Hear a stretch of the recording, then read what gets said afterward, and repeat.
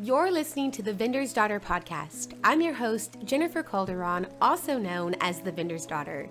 I started this podcast about 7 years into working at my family's business. At the time, and really ever since, I've been geeking out on two main topics: self-improvement and business growth and development. I firmly believe that the healthier we are, both mentally and physically, the better we show up for ourselves, our lives, and our businesses. So, on the show, we talk a lot about things like a positive mindset, why what you eat matters, why it's important to move your body, and how a gratitude practice can change your life.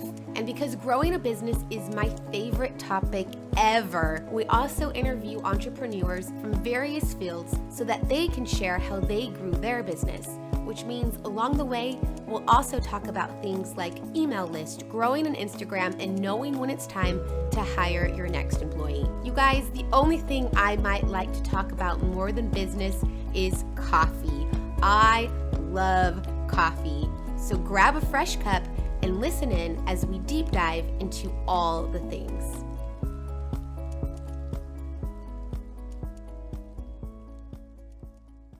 Good. Well, Nicole, I'll just say thank you so much for being on the show. And for our listeners and viewers out there, would you mind introducing yourself and a little bit about your company?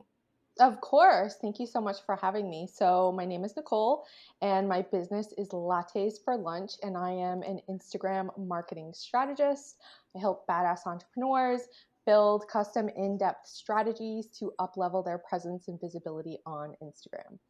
So good. And I don't want to get too far before I ask you, how in the world did you come up with your name? Because I love it. I'm drinking my latte right now.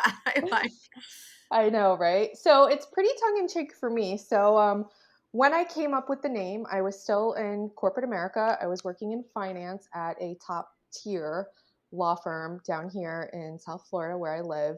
And I hated it. I was really good at it, but I hated it. You know, my creative brain was always going during the day with all these different ideas and wanting to create content and wanting to be more in the digital space. So I used my lunch hour every day to build my business before I eventually left that job. And what I would do is, like so many other entrepreneurs, I'm sure, when they get started, is I would roll up to Starbucks. I would grab a latte for lunch. And at the time, my little Kia, I would sit in my little Kia and like siphon their Wi-Fi. And I would work on content strategies for both myself and my clients at the time. So that's really where it came from. I absolutely love that. That's such a good origin story. One thing that I would like to ask before we get into the Instagram marketing side of things, Yeah. you just said you were working in like corporate America, and Oh, then yeah. you decided at what point to leave and pursue more of your passion. Like, when did lattes for lunch become an all day thing and not just a lunchtime thing? So I always knew I wanted to be a business owner. I always craved the sort of freedom of schedule and, you know, breaking through the glass ceiling kind of thing. And I knew that just sitting in a cubicle every day from 8 to 5 was not for me. I've always known that, but I never knew what that would look like for me. I actually got started with my first business was a feature-based wedding blog that I started back in 2014. And from the connections that I built there, I was really able to sort of key into the wedding industry at the time and find out what it was that they needed. And the questions that always came back to Instagram, always, always, always: hashtags, posting times, engagement. How are you doing this? How are you doing that? You know, how did you build your following here? And I saw the need for that. So that's when I shifted into building lattes for lunch. And that for me really fulfilled the creative side. It fulfilled the freedom of schedule. It fulfilled, you know, being able to pay myself, all of those things that come with entrepreneurship. I love that. And as we get into the Instagram topic, I feel like it's a love-hate relationship with so many people. And so Literally everybody. everybody, right? It's like, do Yeah. you have some of those same struggles too, or is like Instagram now your BFF and you're like, no, like it's nothing to be scared about? I definitely do from time to time. You know, I am not free of feeling that same pain that other business owners feel, especially lately with the new features that they've been rolling out and the changes that they've had. However, I told myself long ago that Instagram is a constantly evolving platform. Yeah. And I think that if you really want to build a presence there for your business and your brand, you have to accept that before you start digging into content strategies and things like that, because you have to be ready to shift at any moment, like with the addition of reels and the addition of the way that they're formatting their video on feed and things like that. You have to just be ready to roll with the punches, and you have to revisit the things that may already exist in your strategy and just look to see where you could tweak it just a tiny bit. You don't have to overhaul everything to maintain the presence. Just tweak it a tiny bit to be able to stay visible on the app. I love that. I love the idea too that you don't have to burn your whole strategy down. Like as No, Instagram comes out with new features, you can tweak things. You can maybe repurpose content just in a different way. Like maybe absolutely. with Reels, you had a really great post that, a carousel post from 5 years ago. And now you can make it into a reel or something. So Exactly. I really like that concept. And so when people are looking to create content on Instagram, like where if someone's just like, I don't even know where to start, are there certain types of content that do better than others? Are there things that they should be planning? Like how often should they post? Like what are all of those things? Yeah, so oh gosh, that's a lot of stuff That's a going on. lot. That So was a let very me low. try to break it down a bit. Yeah. So the first thing I always do as a strategist is I look at the individual needs of a business. This is also a huge reason why I don't have like a course or a program or anything, because I want to look at that specific business. I want to see who their audience currently is, who they're trying to reach, what their goals are for their presence on Instagram, and how they're going to use that as a catalyst for their brand. That's always my very first starting point, and that sort of builds in from there. Where do they need to be present? How frequently? Not all businesses need to be on there every single day. Sometimes you could just post once a week, and that's more than enough for your brand. Sometimes you could post twice a week. Sometimes you might need a little bit more if you're going into a launch, or whatever, again, whatever the goal is for that specific business. But the answer always varies. I wish I could give you one answer like, yes, post every week Thursday at 7 p.m. and your content will do great. But to each business, their own unique purpose and their own unique value. So their own unique posting time, their own unique content. But just, if you haven't started yet or you don't know where to start, just don't be afraid to get out there. Yeah. Don't be afraid to try reels. Don't be afraid to try lives. Don't be afraid to try just regular old static feed posts, so that you can at least start to gain some data from your analytics, which will serve as a roadmap for where you need to go next. So good. And I like what you said about, making it individual and starting kind of what I heard is start with the end in mind, like start with a goal. I think Exactly. and like work your way backwards. I know for myself when I started, well, even now really it's just like, oh, I'll have an idea and so I'll post it and then hope that it gets some likes or some comments, but there's no real like intent behind it. Like share value, yes, but at the end of the day, I'm just like, I don't know, I'd like to break 1,000 followers. And it's like, well, that's not that's, like, I don't know what I'm trying to say. It's like, that's not really That's just still like, a goal. That's absolutely yeah, still a goal. Yeah. So exactly. I love reverse engineering and yeah, starting with the end in mind, so that you can sort of build in, because I feel like everything sort of falls like dominoes from there. So if it's like, I need 1,000 followers, what do I need to get there? What has resonated in the past? Or is this the same audience that I'm attempting to grow on, or am I trying to reach a new audience in order to get to that 1,000 followers? What content resonated with them the most? What is it they need to know about my brand in order to invest with me, right? How can I build that know, like, and trust before they hand their money over? That's the other thing with small businesses, especially in the digital space. We're constantly having to have a personal presence and be the face of our business, of our brand, in order to build that know, like, and trust, because without it, they're not going to take the next step and make an investment in our business.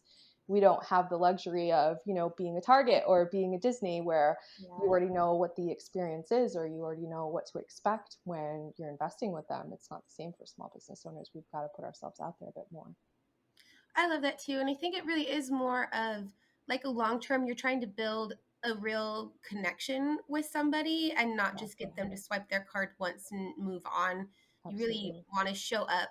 and I heard say you need to show up consistently. So, Yes.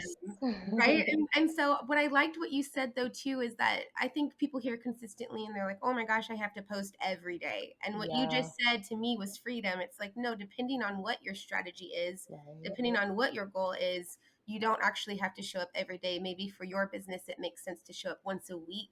Just don't go completely like MIA on someone. Right, right. I don't know where, but somewhere along the lines, as far as Instagram marketing was concerned, consistency started to equal frequency. And Yeah. that could not be further from the truth. What is consistent for you or for me is going to differ, greatly. And even within the last year, I've noticed that my consistency has differed. I had more of a presence at the beginning of the year. I don't need that much of a presence now. So again, rolling with the punches. So consistency looks different for everybody. And definitely, oh my gosh, please do not try to be on Instagram every single day. You'll lose your marbles. For sure. It's a quick way to go insane. It is a very quick way to go insane. Yes. Yeah, I agree. It's like, well, for anybody, I don't know. I'm like, I was looking at your feed before we got on the call, and I realized that you just started doing Instagram Reels too. Is Yeah. that new for you? It's like, It's somewhat as far as reels, I yeah, would say that recently I have been a lot more intentional. So okay, here's the other thing about the way that I work with Instagram. When they launch a new feature, I don't like to come right out and say, here's how to optimize this feature. So for example, the link feature just rolled out yes, this week to everybody, which is amazing. I have been wanting that for so so long. excited. It's so exciting. So reels are still relatively new. And as you'll notice, I don't know if you've noticed, as you'll Yeah, notice on Instagram, they are constantly adding new features and formatting and things like that. So I don't like to say, here's what you need to do on Reels in order to build your visibility, build your presence, convert, this or that. I'm still testing it for myself to yeah, see. And lately I've been a lot more intentional. In the beginning, it was just a matter of creating content just to get on Reels, try it out, see how it works from the back end. And now it's about being a lot more strategic in the content that I do output and seeing, because we don't have a whole lot of information with Reels outside of the views. That's our biggest piece of data, right? As far as Reels, we can see how many times this Reel was watched, but who is watching it? Is it yeah. our ideal audience? Is it our current audience? Is it the audience we want to reach? Right? How is that converting to my business goals?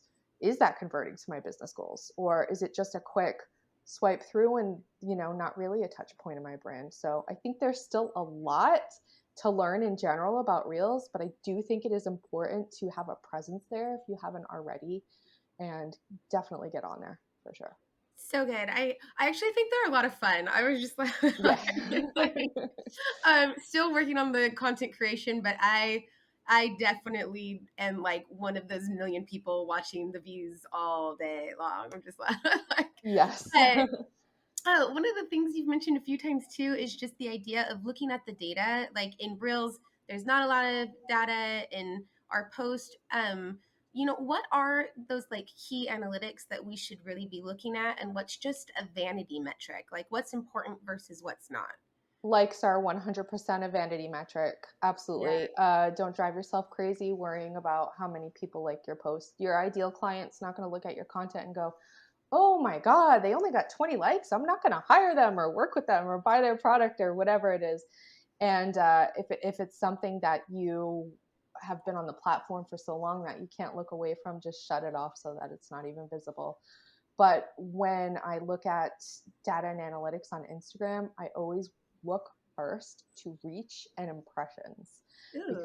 and then next I look at saves and shares. Those are really key for, again, using as a roadmap to create more content. And what about reach and impressions? Like makes it better? Like why is that a stronger impact? Reach and impressions typically goes by engagement actions, such as commenting, which is actually a really good analytic too. But I don't want to just sit there and count comments. I want to know how the comments are being used in order to push my content further through explore feed, further through hashtags to gain top posts and hashtags, further to a new audience that I'm trying to reach. So that's what's really key in there. Interesting. And Yeah. then when you're looking at reaching an audience, ideally it's, we're trying to make authentic connections, but if you're Yeah. using Instagram in your business, it is as a marketing and a sales tool. So, what are some ways that you can kind of build that know, like, and trust, or how do you convert someone, a follower, to a customer? I think it's really cliche, but just be yourself. Mm. 100% be yourself. Write the way that you would speak if you were sitting across from a friend.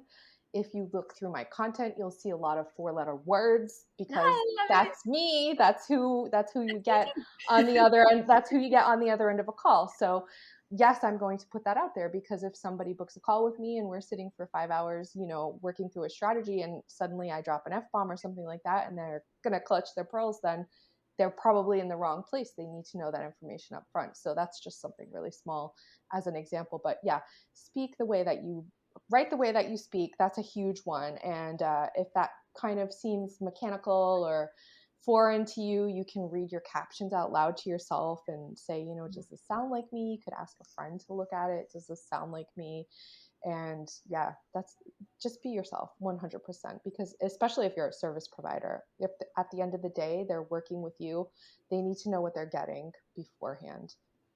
I love that. It's kind of like on a on a date, you don't want to show up as your inauthentic self, and then, Right. a year into it, they're like, "Who am I at dinner with?" Right. Exactly. That's totally fair. Well, at Lattes for Lunch, I know you do content creation in addition to, like, you coach people for their own Instagram marketing, but you actually create content for customers as well, On the correct? blogging side of things, On the yes, blogging side of absolutely. things. Yeah. Got it. So on the Yeah. blog side of things, what is the blogging industry like today versus when you first started your wedding blog?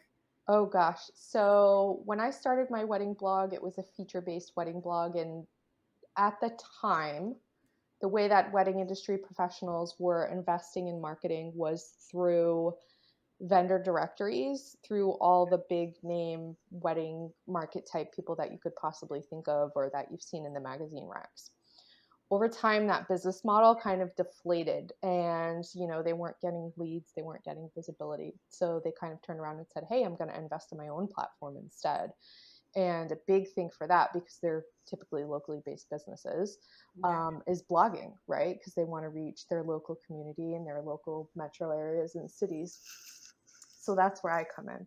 I look at their SEO if it exists. I look to see who they're trying to reach. I look to see who we need to outrank in order for them to start getting consistent, valuable leads through their website. And I do it all. They literally hand it to me and I do it all from there. Wow. Yeah. That's a lot. And so what I just heard then is that blogging is still like an effective way to get new customers to your website. 100%. And then also, on the flip side of that, on the Instagram side of that, when I work on Instagram strategies in my coaching, I sort of like meld the blog and Instagram together in order to make this like little cyclone of marketing for maximum visibility. Yeah, 100% blogging is still highly effective, especially if you are a locally based business. If your business relies on customers in a very specific area, you need to have a blogging presence without a doubt. Interesting. And when you say you kind of make this like cyclone effect, is it like you use kind of the same content? Like if something's going live on the blog, then you want your Instagram content to be around that, or what does Sometimes, that but mean? less so than that. I need to see how everything flows from channel to channel. I need to make sure that the touch points are melding together. I Hmm, need to see if the blog is working to create visibility for Instagram or vice versa. And interesting. constantly, it's less so pushing the channels, pushing the content between the channels, but pushing the channels towards each other and creating brand touch points, right? Because Got it. how many times does somebody have to experience our brand before they make an investment? It's like some crazy number, like 27 times we have to have a touch point before they make the decision. Yeah. 27, you're saying like roughly like I 27 think it's years, right? 27. Don't I'm quote me. okay I with might saying be that. wrong, but they It's have more to, than yeah. one.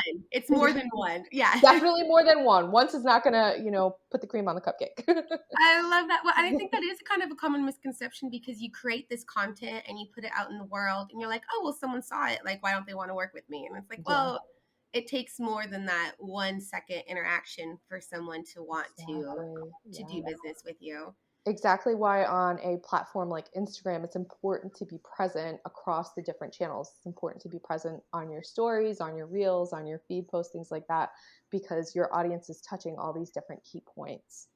Interesting. And I've also heard it said that when you're doing content creation, like within Instagram, the like your feed is for someone different, your stories are for someone different. Is that true? Or like are you reaching different people with those, I guess? I wouldn't say that they're for somebody different, but I would say Okay. that for each business, you could use them for a unique purpose. So my stories is really where I first know, like, and trust a lot more because I get a lot more personal and I show, my family and behind the scenes stuff like that.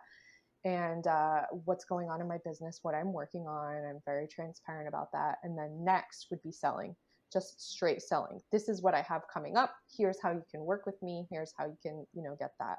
And for my feed, I focus a lot more on value. Got it. But it's different. It could be different for any business, again, depending on what that end goal is and reverse engineering those. I love that. And so at some point, then it is okay to just kind of come out and say, like, hey, this is my program. Like, you can be a part of my program. Absolutely. And if you haven't done that yet, try it and see how your audience responds.